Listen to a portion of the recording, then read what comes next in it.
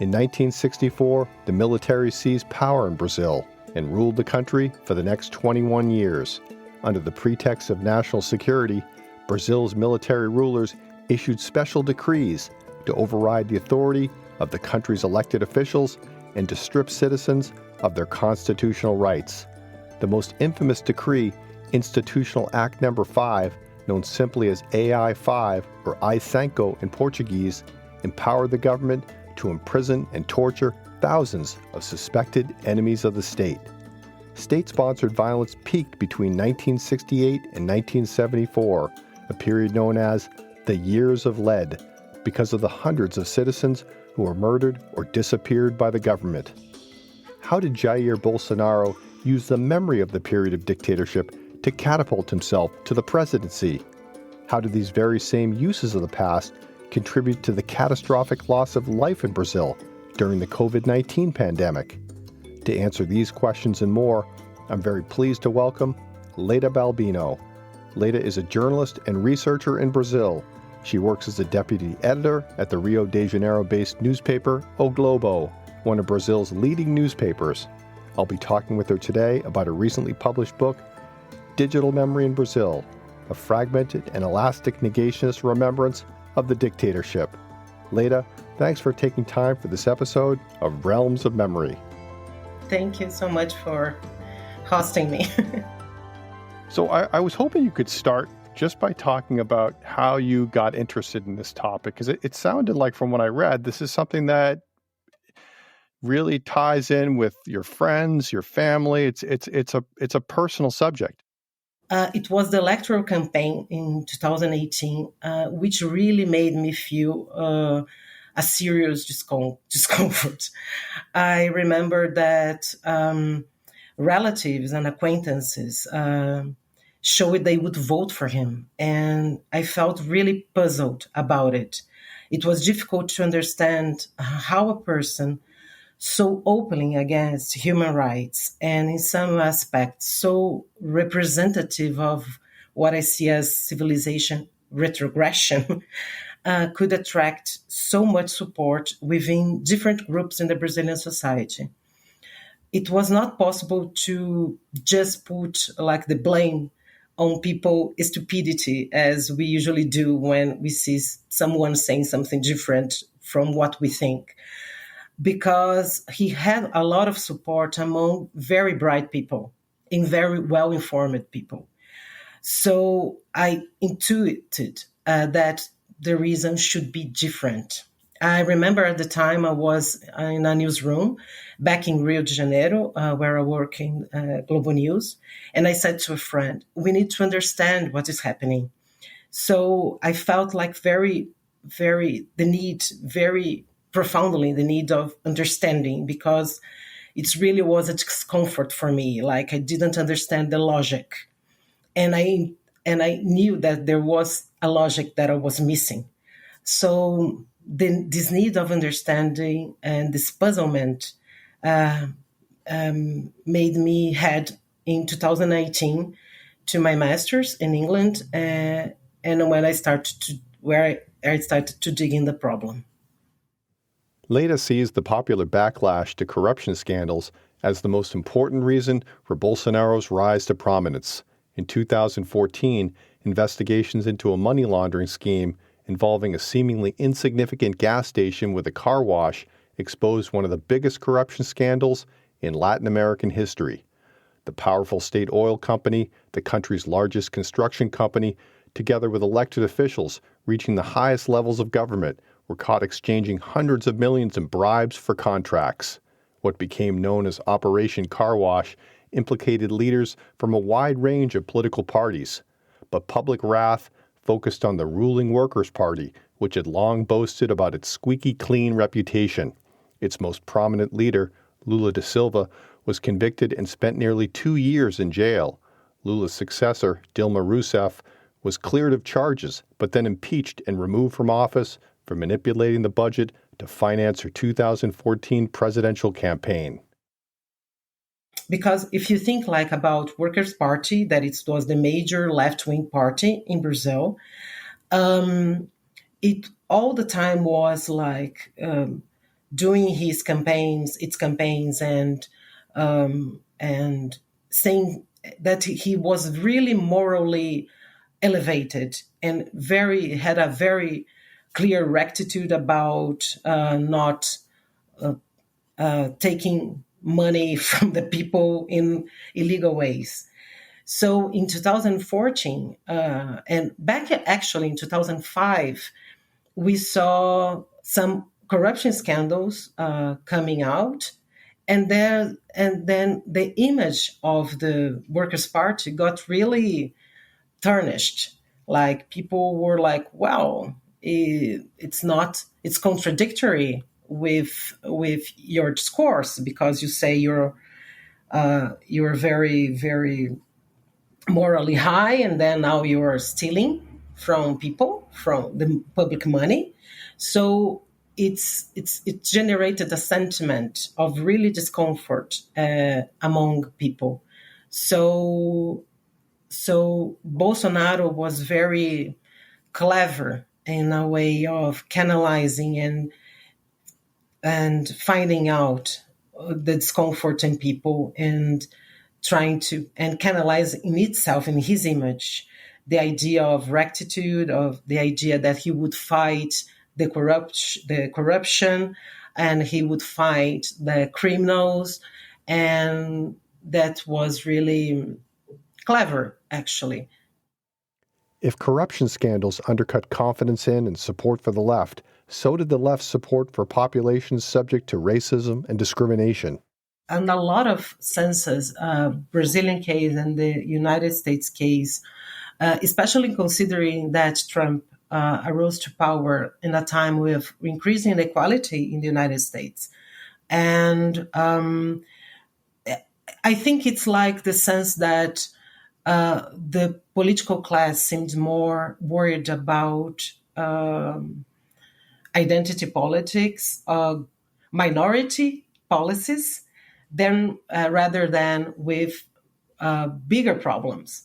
So it created, like, not that it's true, but for some people, like, why are you discussing identity politics if I need to pay rent and it's really expensive? So I think, like, in the same way as United States, it created that sentiment of what's the point of neutral language if I don't have money to pay the rent, or if I don't have like a health system to help me with my diseases. And so I think there's a lot of layers that enhance the discomfort in Brazil. And but corruption, like, because like in the book I tell this, that the idea of corruption in all its senses, it was the main force in my view, because it was not just the corruption of money, but also the corruption of what conservatives thought about their own identity. That I don't want us to talk about all the time people, of gay people, or the rights for them to marry, or the rights for Black people to go to schools. There was at the same in the United States, like, why do you need quotas? You must go to the college by merit. So in a lot of stances, there is a very similar scenario of Brazil, very similar to United States.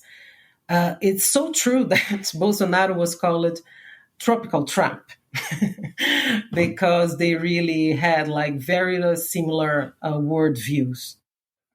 So you have this context of upheaval and unease in Brazil in the 2000 teens, right? With social changes pushed by the government, corruption scandals, and at the same time, there's a kind of battle over the past, you can say, that's taking shape, right? If you see that there's a lot, if you're on the right and you think that there's a lot going wrong with Brazil, then maybe you look to the past as a better time, right? a time where your traditional values were more secure, a time where the system seemed cleaner, or you thought it might be cleaner, more stable. And so, it, uh, I mean, is it fair to say that Bolsonaro, long before he becomes president, he recognizes this is a uh, an important political tool that he can use, that there's a receptive audience out there for nostalgia for the past, and a lot of people might look to that period of dictatorship as a better time compared to the present. Yeah, for sure. For example, many people in my family, my own family, would say, for example, oh, it was a time where you could go out in the street with security. There was not that you were not like in risk of suffering violent crimes. So it was a nostalgic also for the sense of security that the period gave to people, and the idea that people who would be tortured or repressed, uh, the reason is because they committed something wrong. So they were rightly punished.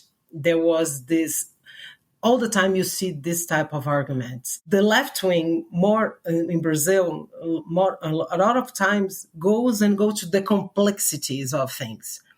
And what I saw in the right wing discourse is that they go to the simplest way of conveying a message. So, like the left wing in Brazil or the progressive thinking in Brazil is more academic, more difficult to entail. And the right wing, not that you don't have right wing academics, of course, but right wing politicians as Bolsonaro, they are really straightforward. They are really clear how they're gonna pass the message. As I said before, it's like there is a real bad actor and a good actor, and then they as Trump do as well, like it's really simple to understand what they are saying. In that sense, a lot of Brazilian people who didn't feel they were represented in discourse politically, they couldn't discuss that. They were ostracized of this kind of discussions, that patriarchy and structural racism and very big words. And the right wing gave them, no, you have the words to talk about your own reality. And it's simpler. Yeah, so the right can appeal to people in language that they can understand, and they've got a receptive audience during that time period. And the past is just one way to appeal to people in the present. Look how much better it was. I think you mentioned what one of Bolsonaro's slogans was, we need to go 40, 50 years back in time. It was not a slogan. Yeah, it's not a slogan. He was in an interview and he's mentioned that my plan, my goal with my presidency is to go back 15 years because not. And he mentioned the security and the things like the traditional values at the time, because at the time there was not discussions about identity politics. It was really society was simpler, and so I think they crave for a simple way of explaining really complex reality. And that's why I think there was so much appeal. I think, if I think about relatives and some of acquaintances that voted for him, I see them feeling empowered of being able to discuss politics because they have the words. They feel represented, not just represented by the discourse, but able to use it and feeling as a political actor. Whereas with most left-wing parties, there was this complexity of the discussion of the problems. And I think a lot of people felt marginalized.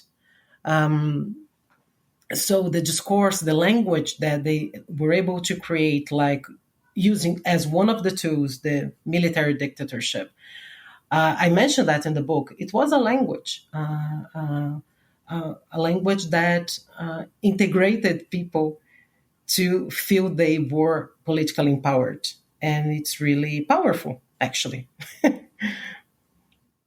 Because it's a way of rallying people around the idea that they're defending their country. They're defending their country, and that they, because all the time he was like the popular will, so the popular sovereignty. He was like the most important symbol of that. And through language and through social media, because I put that in the book, social media gave like the direct linkage between the leader and the people, or the chosen people, or the people he represents. And he represents as it was Brazil. Like the real Brazil is the one who is not for Cuba, the one who's not for Venezuela, who wants to extirpate left wing, because all left wing is communist. Like it was really simple. Like, so if you are left, you are communist. Is that? Like, and in some ways, in a lot of ways, as United States. If there's dissatisfaction on the right with the present, and people look to the past as a better time, something that they need to return to in as many ways as possible, then the government in power on the left is taking a very different position on the past, right? You mentioned that they're starting to look into this past much more thoroughly. And I think you mentioned that Brazil is not the only country in the region that's had the experience of a military dictatorship, but it addressed that past very differently than its neighbors. I was hoping you could comment on that a little bit. I mean, how do countries like Argentina or Uruguay or Chile, how do they deal with their own history? How does Brazil deal with the memory of dictatorship in a very different way from its neighbors? Mm-hmm.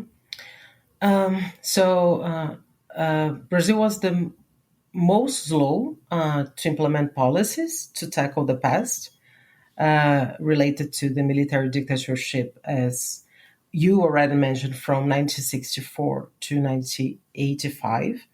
And while, for example, Argentina and Chile created truth commissions soon after the end of their military regimes, in some cases prosecuting former human rights violators, Brazil first adopted financial reparations to compensate victims. Besides, Argentina and Uruguay's amnesty laws got revoked. In Brazil, on contrary, the amnesty negotiated in 1979 as part of the political transition is still in effect. In this law, like the first paragraph of the Brazilian amnesty meant forgiving crimes of any kind, such as torture committed by military and police officials responsible for the repression. The second paragraph excluded from forgiveness participants of the armed struggle. So, because of that characteristic, this feature of the amnesty law in Brazil, the researcher João César de Castro Rocha, who I cite in my book, and I quote him, he says that by making this differentiation between the military and the people involved in the armed struggle, amnesty true sense was conciliation through forgetting the crimes of the military. So in so many ways, it's possible to assert that this tackling of the past open up disputes about this memory in Brazil, and also the negationism that I saw related to Bolsonaro's government. But that amnesty itself, to me, sounds like a rewriting of the past too, right? Because on the one hand, you're saying, well, let's forgive and forget the armed struggle on the left and the abuses of power by the military regime, like they were equal, right? like they were a proportional weight, right? And I think your point is that the monopoly of force was on the side of the government. The weight of abuses was on the side of the military regime, right? And they benefited far more from this amnesty law. Yeah, totally. And I think it's important to remember that they controlled the transition. So we opened up in 1985. So the end of the official end was 1985. And the transition started in 1979. So it's 6 years earlier. And through all this time, they controlled the transition process. And in that sense, they could like determine they wouldn't be punished, and that this past should be forgotten. That's why, as I mentioned before, when mostly governments during the new democracy, after the redemocratization, started to insert themselves internationally, and in that sense, needing to abide by international laws related to human rights. It started to change and review this past, created this kind of discomfort within the military because, well, the amnesty is there and we should not talk about it. Is it more pressure from the outside to start to look into this past? There's not, you don't have grandmothers of the disappeared, out there demonstrating in some central square in Brazil, demanding that,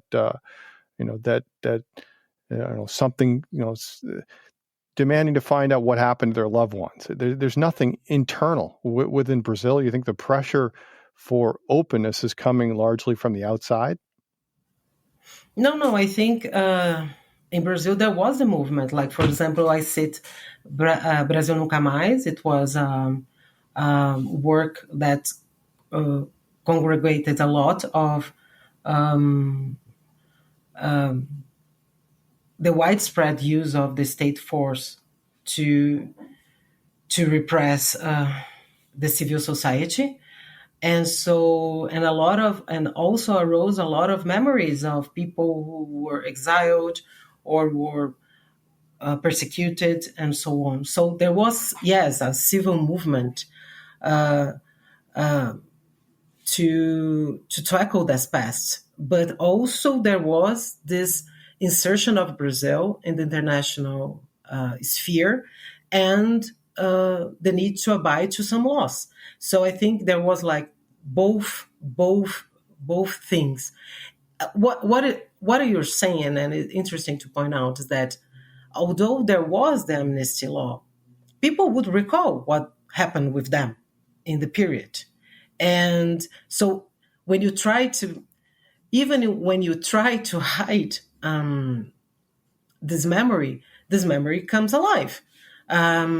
So that's why I point out in the book the military memory community, because it's a kind of a counterattack against this memory that come about from people who were exiled, politically persecuted, and like journalism, books, theater. Everybody, the artist field started to produce a lot of content related to that past.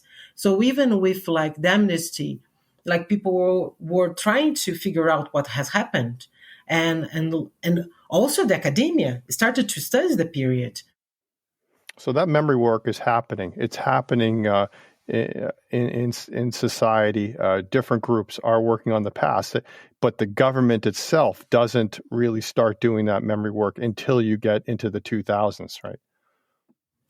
Yeah, a little bit before, like in the 90s with Fernando Henrique Cardoso. He started to put up the first commissions and so on, but very discreetly. And then it grows up in time up to 2012, sorry, that there you have like our Truth Commission that was put forward in the end of Lula's second mandate, and then with Dilma Rousseff, who was one guerrilla fighter and who was tortured during the dictatorship. So there was the Truth Commission institution starting to work within a government of a person who was tortured. It was really symbolic. And it really generated discomfort in some parts of Brazilian society. It was like, if you think it took a long while, so as I said, like Chile, Argentina put the truth commissions of them after their military regimes, immediately after, and Brazil was just 27 years after. So it took a while, but it was the major initiative investigating the human rights crimes committed by the military regime. The commission submitted its report on December 2014, counting 191 dead and 243 missing political dissidents.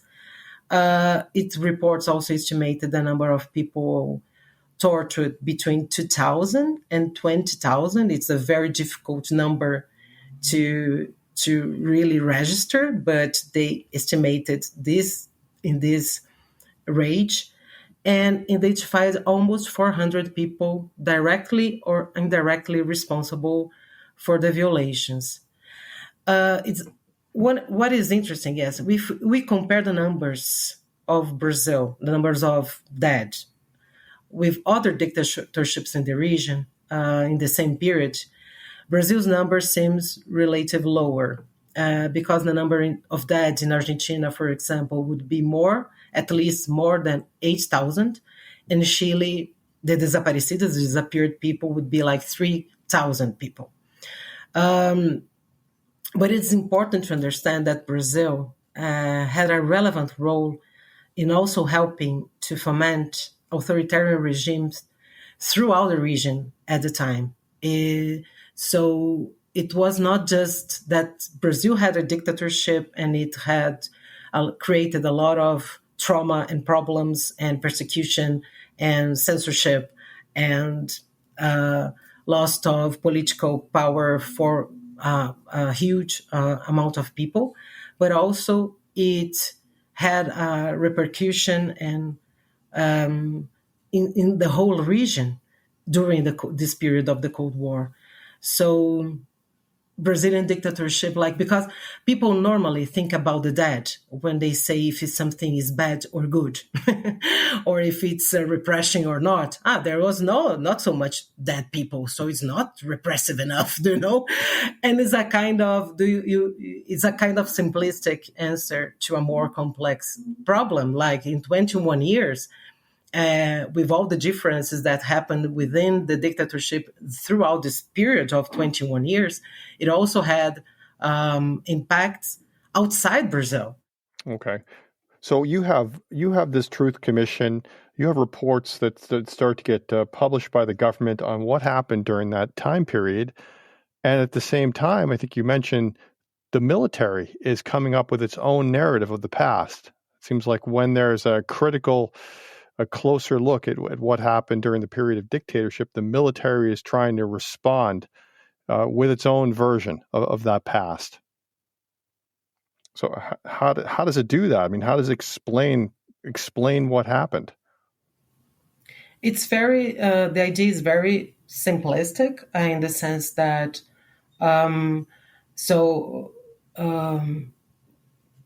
if I can, long story short, as Bolsonaro says, they deny that it's a civil-military coup, since in their view it would be a revolution against attempt of communists to be installed in Brazil.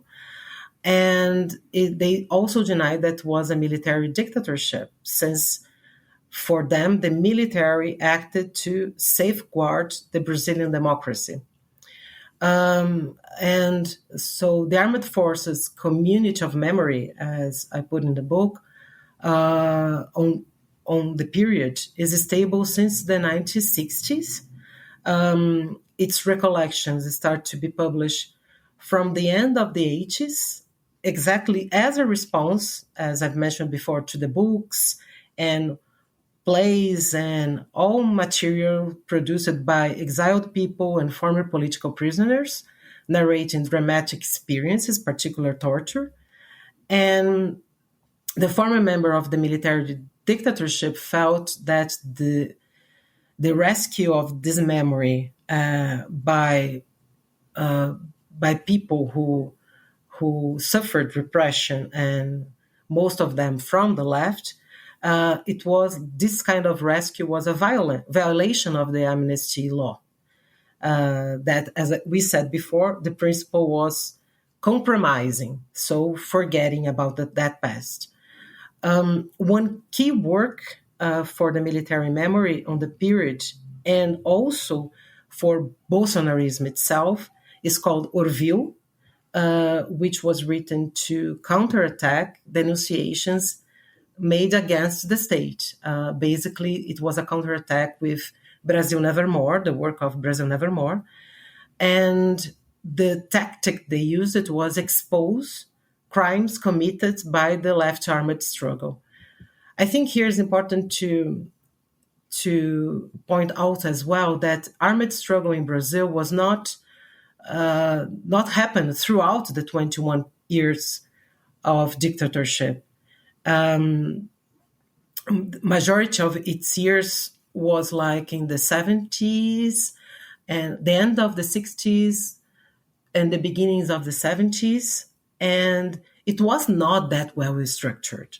So in that sense, as you mentioned before, like to equalize the repression of the state with the armed struggle is kind of unjust and not fair, because the armed struggle was not that well structured. It was not ever a real menace or threat to the military regime. But they used that as the torture and the armed struggle in itself, in the memorialization of the left about the period, got turned itself in the emblematic factor of the dictatorship. The counter narrative was against exactly that.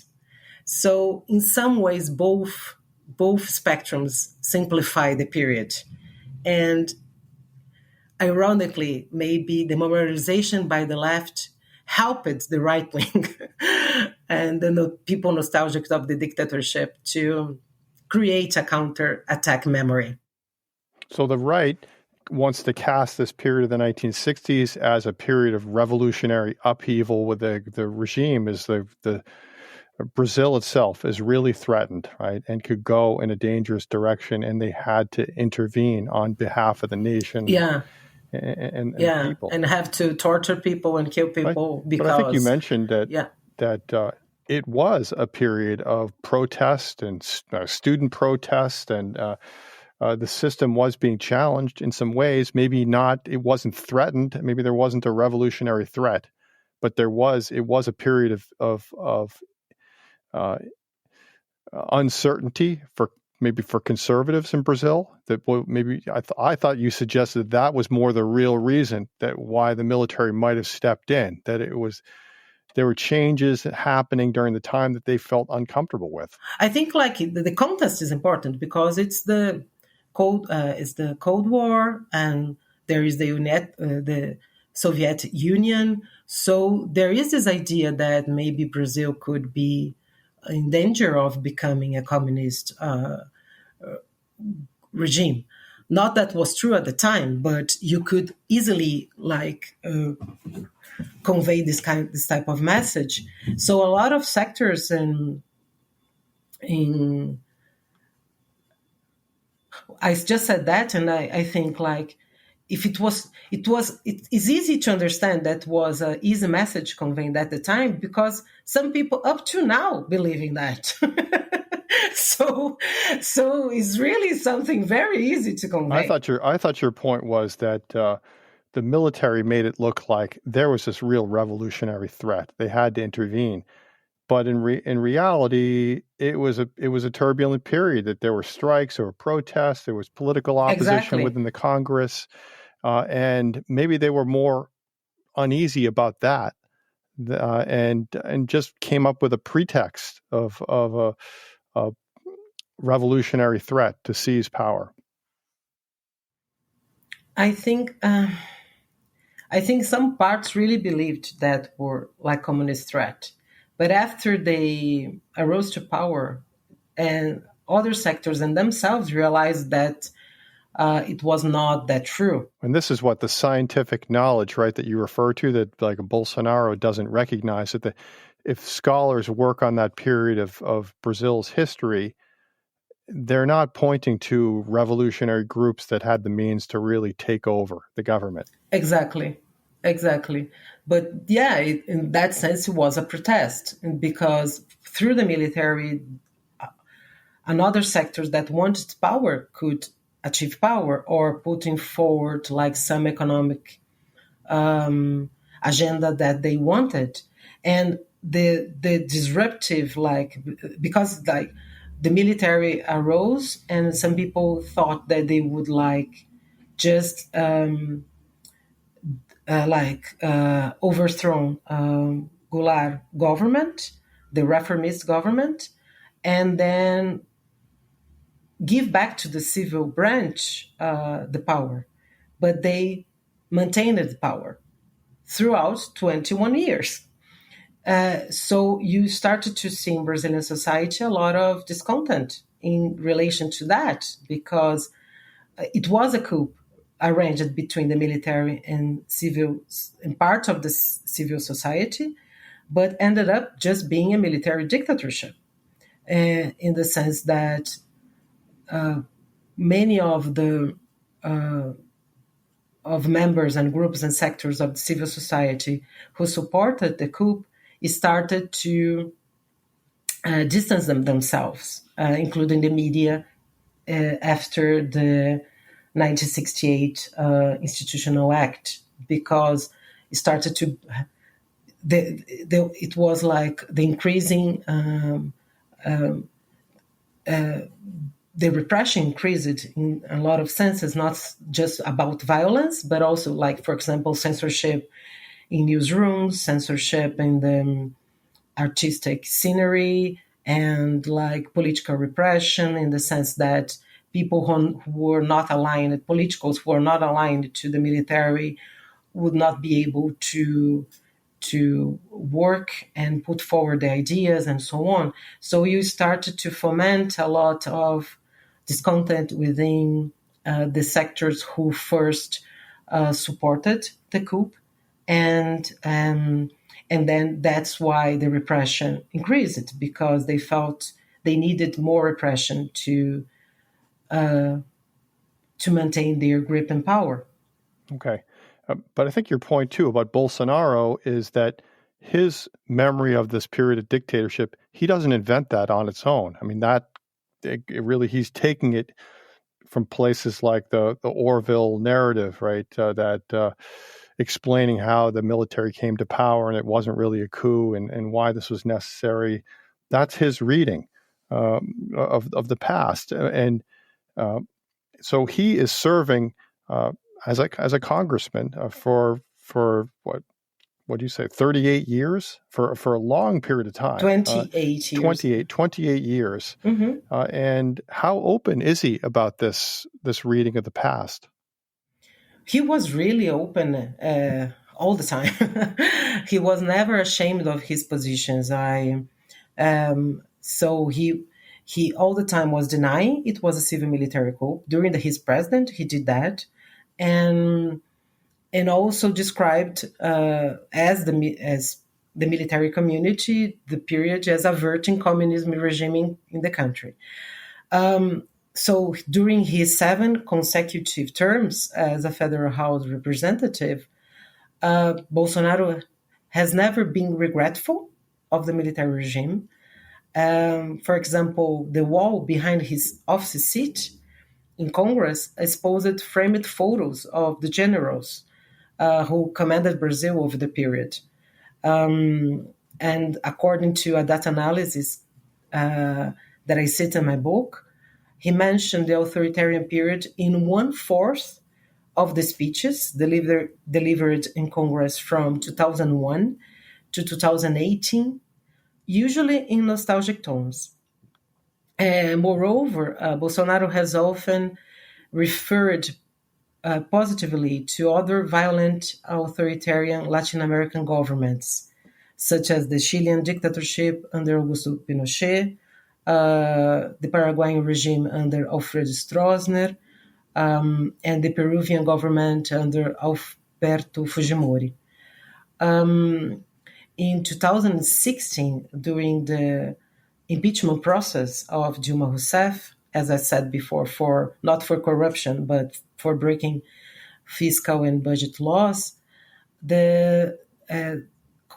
he was a congressman and he dedicated his vote against her to Colonel Carlos Alberto Brilhante Ustra. That was the person that coordinated a torture unit in São Paulo known as Hell Branch in the 70s. He said in the vote, and I quote, "They lost in 1964, they lost in 2016." So he was referring to Dilma's impeachment, 2016. "Against communism, to the memory of Ustra, the dread of Dilma Rousseff," he said at the time. And that's your example of elastic memory too. That if he's saying, there's serious threats on the left within the political system that we've succeeded in thwarting. Well, that's the same thing as what happened in 1964, right? Exactly. As if we were stuck in the Cold War mindset and Cold War contest and Cold War threats. So he has this long track record of really using the nostalgia for the past for his political benefit in the present. A lot of people are unhappy about the present. They see the past as a better time, and he can borrow from that military narrative of how you should understand it, and he can make references to the past to explain what's going on in the present. But then he's elected, and he continues that. But now he's got the office of the presidency he can work from, and maybe he's already been using social media like Twitter and YouTube to promote his reading of the Dictatorship.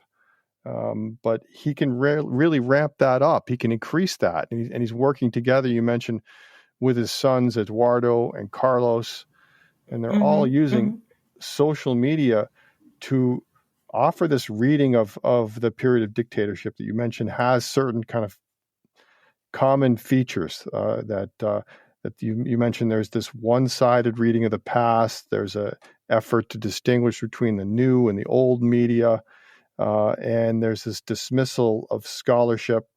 I was hoping you could maybe discuss some of the examples that you ran into where you see these typical ways in which Bolsonaro and his sons, as Eduardo and Carlos, use social media like Twitter and YouTube to offer this reading of the dictatorship that has these common features.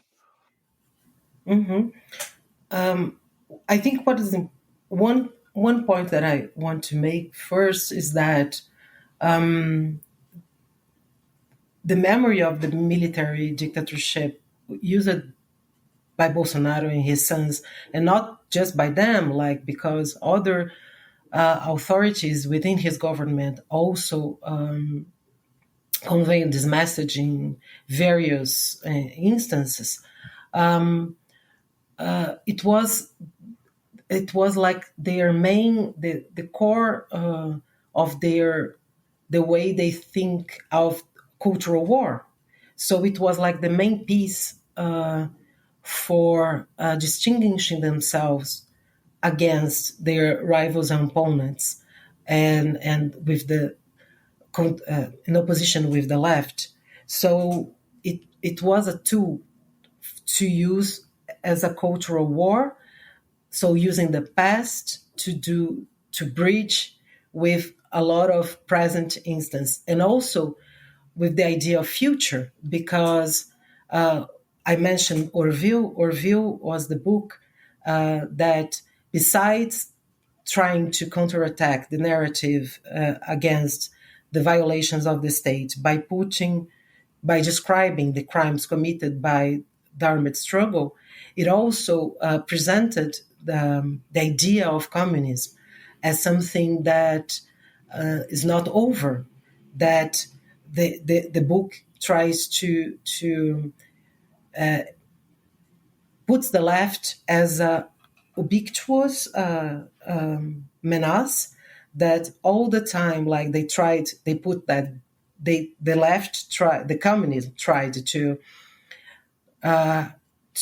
take power in Brazil 3 times through arms, and the last phase of their taking over power would be by taking over institutions and cultural sectors. So in so many ways, the mindset presented by Orville is very similar to the idea of cultural Marxism, in the sense that if they cannot take by arms, by revolutionary means, the power, they would like entangle themselves in the system and try to reach power through cultural means. So this is really the backbone of the mindset of Bolsonaro and his sons, in the way that I saw in their social media. And the way they did that was really like, I found like 4 patterns related to the construction of this memory. The one that you cited, the first, the one-sided, means they narrate the events mainly focusing on the military memory community, as I explained it before, what it is. Usually they ignore any unfavorable aspect, including state exposure, torture, political persecution, people disappearance, censorship. They don't mention it. But when they are forced to mention them, they do so only by contrasting these misdeeds with crimes of the left, particularly the armed struggle, as I said, the review does, for example. And what, as we said already, so they level off disproportional actors. So they state firepower against a precarious left armed struggle by equating their crimes. The second pattern is the media's double role, in which the media, parallel to the military dictatorship, would be a good media, since most of the media at the time defended the coup and the military regime, and the contemporary one is portrayed as bad, for siding with the historiography critical to the period. What, in their view, would prove it's aligned to a leftist, between commas, system. The third pattern is the anti-scientific knowledge, which dismisses consensual science and facts concerning the Brazilian dictatorship, allowing them to marginalize and ignore any dissent, as I said before, such as the mainstream media and the expert system. What I found also, so it's the first 3 patterns, and I'm going to say about the fourth one a little bit later on, but sum it up with 2 practices that I also find, that is decontextualization, that happens both by their discourse, so it's a contextualized discourse, and the online environment, that's non-linear. And also the other practice, personalization, first-person accounts as proof of reality. They construct the populist mechanism of opposing themselves and their supporters to their rivals. So they construct the populist dichotomy of us versus them. So that's why I say that by using these patterns that I identified, they can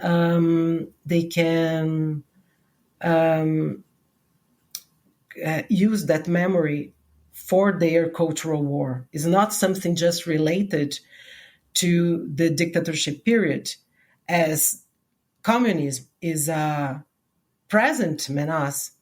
My mindset related to the military dictatorship can be applied to present and can be applied to future, because the left is all the time lurking there, all the time trying to take power, all the time trying to corrupt the minds of the people.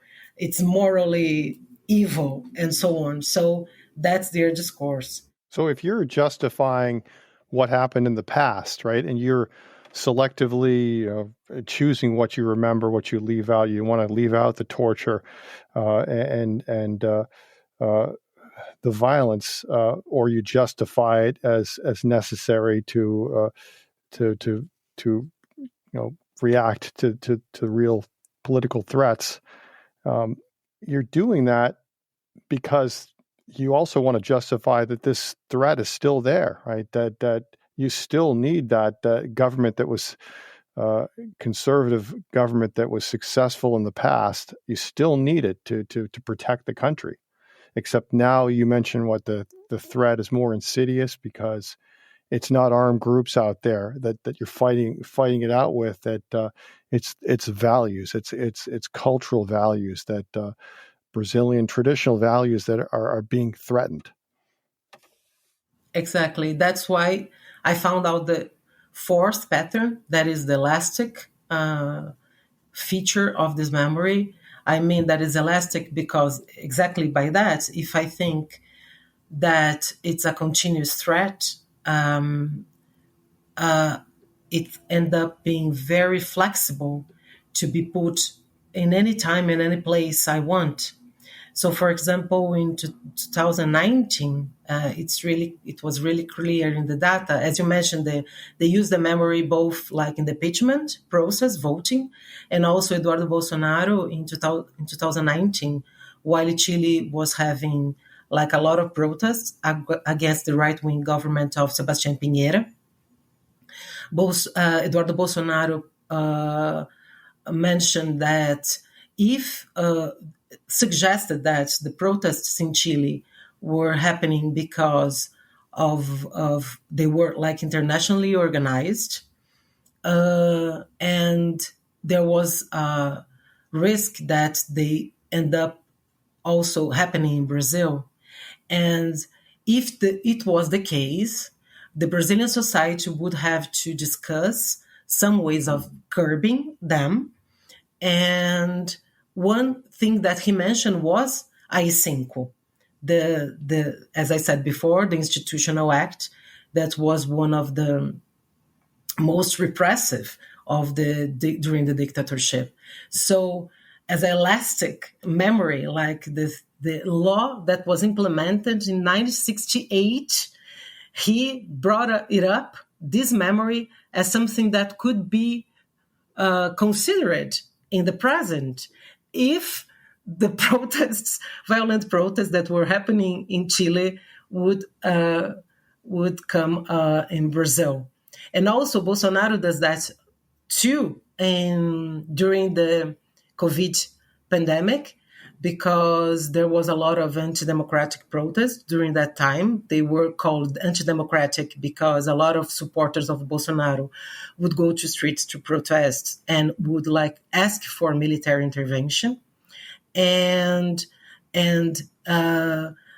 opposition took longer to go to the streets because there was the pandemic, and the opposition spectrum were more like worried about spreading the disease, but there were some protests against the government during that time, and they end up had like violent episodes. And although they were very like, how can I say, very limited, Bolsonaro one day is talking about those protests.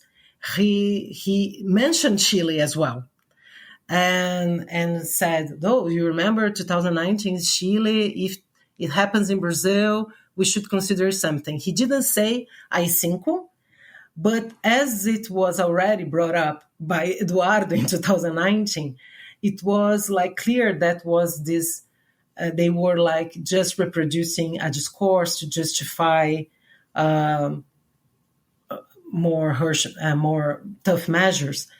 So it's really interesting to see. I think the elasticity, as I call it, the pattern, is the most relevant. Although the other ones help to work to create that memory and this dichotomy between them, clearly between them and their rivals.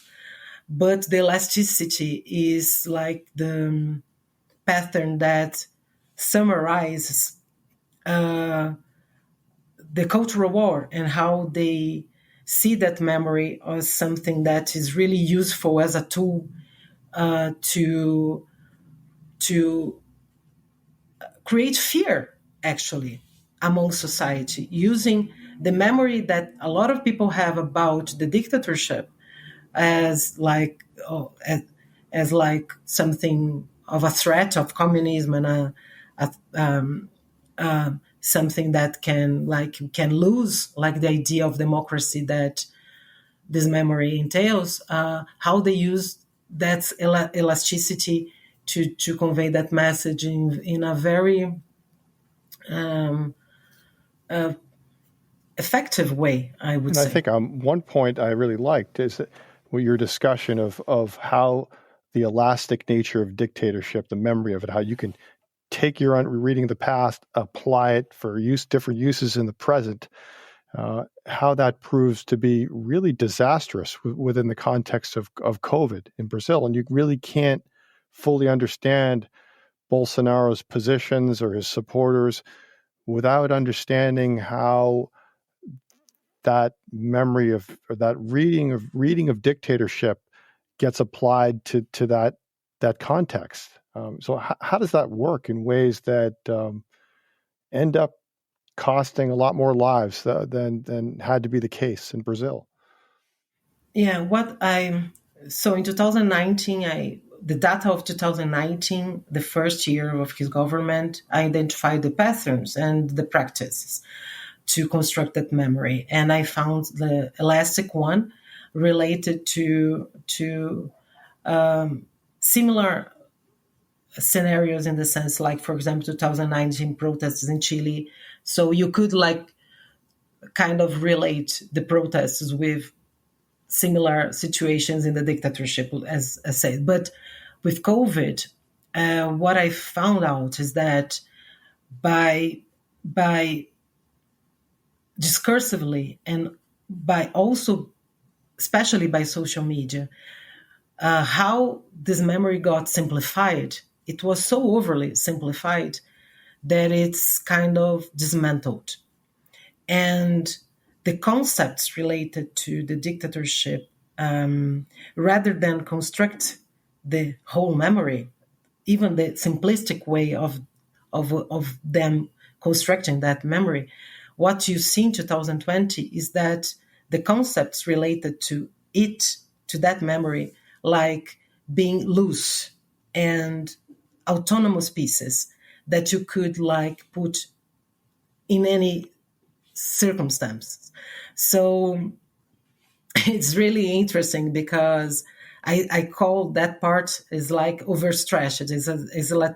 The elasticity, the pattern that I found is elasticity in 2019 it gets overstretched in 2020 because it's COVID-19. It's a contest, it's a sanitary crisis. It's not like attempt to take power. It's like a sanitary crisis. So you can use like the concepts in such different contexts. And what I realized that he used the concepts to use against his rivals and opponents. So, for example, they portrayed the mayors and governors who tried to adopt the guidance of the Health World Organizations as dictators. And the argument would be that they were trying to implement, like by trying to implement lockdowns or social distancing, they were curbing personal freedoms. So if you curb personal freedoms, you're a dictator. Like a dictatorship and they of the would left, call, left though, kind of, with that yeah, understanding. Within the left, this status quo of leftist dominance, because what they were fighting were the system. Like for them, is like you need to find the system, because it's like if with the democratization, all the political system that arose were leftist. Even if we have some right-wing politicians, if I can, so even right-wing politicians would be co-opted by this left-wing system, and health and like international organizations, Health World Organization, other organizations, United Nations, would be also corrupted by left-wing mindset. Do you think did Brazilians really understand it that way? I mean, is that something that really people would resonate with them? They could relate to that, hey, this is like another leftist type of power scheme. We've seen this before. We've had to fight this off in the past. And here they go again, trying to run our lives, tell us we have to get these shots. Who knows what's behind that? I think that maybe they cannot articulate as I'm articulating, but this loose idea started to be in the overall minds. Do you know, like very loose ideas? So, for example, there was one video that was analyzing. There was a woman in a square in a countryside city in Brazil. And then I don't remember exactly the city, but it was in São Paulo State City, São Paulo State. It was a city in São Paulo State. And then there comes a police officer saying that she must go home because she could not stay in the square because there was the pandemic and she needed to social distancing. And then she starts to say that she has the freedom, the individual freedom to stay whenever she wants. And then she says, here is not China. And for me, it was really interesting because probably she doesn't know exactly where China is, what is the political system of China, and how China is powerful or not. But she has this loose idea that China is communist, and in communism, you don't allow people to exert their personal freedoms. So she goes and argue with using the word China. So what I'm saying is that although people cannot articulate with so much details how the message is conveyed, for them they do not mind that the message is so well articulated. They just want exactly to people know like some concepts, and concepts create a general idea. But if it's a Chinese threat, and you mentioned Bolsonaro really plays on that idea too, the Chinese nature of the way the pandemic is depicted as a Chinese threat, a Chinese menace, but that a political reading of it, right? Whereas in the U.S., like where you've got attacks on Chinese Americans, and it's generally understood as like a racial reading of it. It's not really a political thing as much as kind of a xenophobic type of understanding. I think United States, you have both sides, if I can remember correctly. But I guess like when Trump said Chinese virus, he was more likely like xenophobia. But in Brazil also there was this political reading like related like is there was like a Cold War, in more of a Cold War reading. Exactly. Yeah, exactly. If like in 1964 the menace would be Soviet Union, now the menace would be China, because you think like China's communist. We can like complicate that and say, well, it's a communism, but it's a really complex system. But no, for people, just the label is enough for them to convey a lot of images in their minds, and um, and and and it's really because it's I think it works in some ways in psychological levels.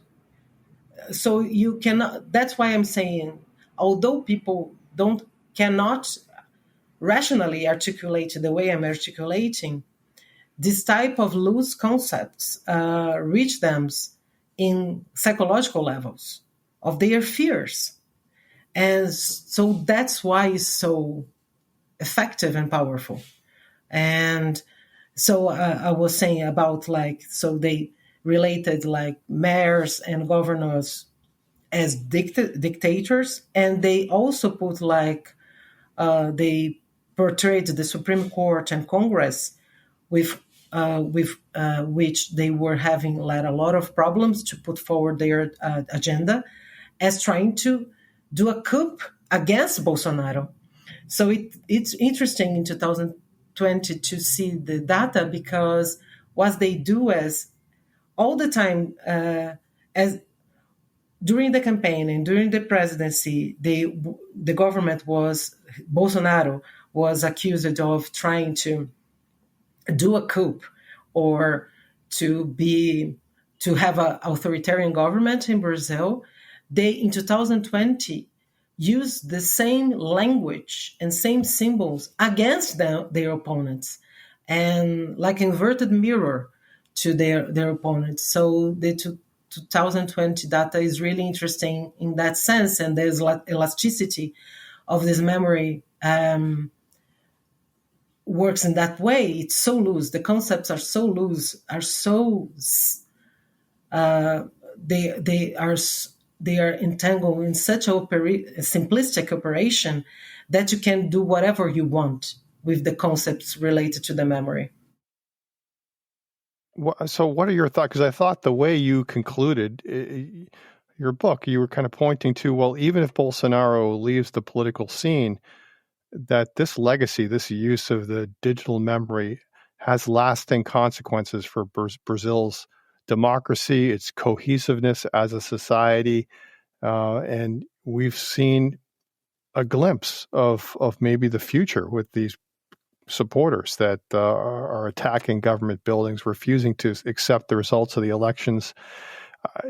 Do you feel like there's just a divide now in Brazil that, or democracy, which really hasn't been around that long, since 1985, has been really weakened in lasting ways, or is it just too early to tell? I think, I hope it's too early to tell. You still have your job for a free newspaper, so that's a good thing. I think hopefully it's too early to tell. What I can say about the memory specifically, that's my topic. I think you're going to see a long-term effect on that, because if like before Bolsonaro, this memory were like restricted to conservative groups or the military community, and it was restrained there, and there was like the hegemony of the critical memory was really clear. When Bolsonaro takes power, it he legitimates this memory, and and it's different that you have, like, the first time in Brazilian history, a president that puts in check this past officially. So I see long term effects on that. Like, for example, one of my sisters, one day of that, I have one sister who said she's not Bolsonarist, but all the time I hear her like saying stuff that got spread in Bolsonarist channels. For example, she was like one day talking about crimes, and then she said, well, human rights, what a bad thing, human rights. Like, although she is not Bolsonarist, a lot of ideas related to Bolsonarism that were legitimated with Bolsonarism are replicated in the society. And I see them. Or, for example, one day she was talking about Brazilian dictatorship and was like, so Portugal dictatorship was really bad. A lot of people killed. In Brazil, it's not that bad. It's not that a huge dictatorship. So you see that a lot of ideas related to that were legitimized and officialized. And I think for these two examples that I gave, that is going to have long-term effects. And he's now, recently, the electoral court turned him ineligible for the next 8 years. But he's a really prominent figure up to now. Everybody still talks about him because he also have a lot of scandals keep arising related to his tenure. And he's going to capitalize in that, as like he's being prosecuted or lost the capacity of try to run to the next elections because he's being persecuted for the rigged system of the left. So he's going to use it. And I think similarly to United States, he's going to keep himself as a prominent figure. And also, there was the problem with Lula government as well, in the sense that Lula sometimes, I think, helps feed this movement. For example, recently, this year, he gave a lot of declarations favoring Maduro in Venezuela. And although I think it's really necessary to have pragmatic foreign relations of whatever country, because like every nation has its own interests, so it's necessary to have relations to the majority of countries. I think he does a lot of bad things to himself by declaring he personally likes Maduro. Do you know, like recently he declared, for example, that a lot of critique that is made against Venezuela are narratives, as if persecution against political actors or fraud allegations in elections wouldn't be true. So as I was studying that memory and saw how Venezuela and Cuba or other leftist countries were used as tools to create this idea of something that you need to fight off, when he does that, he really contributes to feed that far-right narrative that, he's proving that he's aligned with Venezuela and probably he's a communist. So I think mistakes of Lula in his current mandate and can create problems for the next years, and also maintain visible and viable a far right reading of the past and the present of Brazil. So democracy, I think, is not in risk. I think, like our institutions prove it, they really worked to curb. I mean, you did have a peaceful, maybe not peaceful, but you had an exchange of power. So the elections did work. Exactly. And although there are some inequality in division of power, there are some problems with Congress, with Supreme Court, and also with the executive power. But everything is working. I think if Bolsonaro won, would be a bigger problem. But I think the impact in long term, the impact, especially for that memory, is something that is really in check, I guess. For the things that I see people around me, and I understand that it's something that really glued, if I can say that, a lot of concepts that they conveyed during this 4 years really are within society right now. And it's going to have long-term effects for sure. Leda, thank you so much for taking so much time to talk to me today, and I enjoyed the conversation. Thank you so much, Rick. Leda Balbino is a journalist and researcher in Brazil. She works as a deputy editor at the foreign desk of O Globo, one of Brazil's leading newspapers. I've been talking with her today about her recent book, Digital Memory in Brazil, a fragmented and elastic negationist remembrance of the dictatorship. Next month, we'll turn to South Korea. We'll feature the memory of the brutal suppression of the uprising in Gwangju, the pivotal moment that marks the turn from dictatorship to democracy in South Korea. I'll be speaking with Professor Hae-ran Shin from Seoul National University about her book, The Cultural Politics of Urban Development in South Korea, Art, Memory, and Urban Boosterism in Gwangju. If you've enjoyed this or other episodes of the Realms of Memory podcast, word of mouth is always the best way to inform others. Tell a friend, send a link, or review us on your favorite podcast app. I'm Rick Dadarian. See you soon.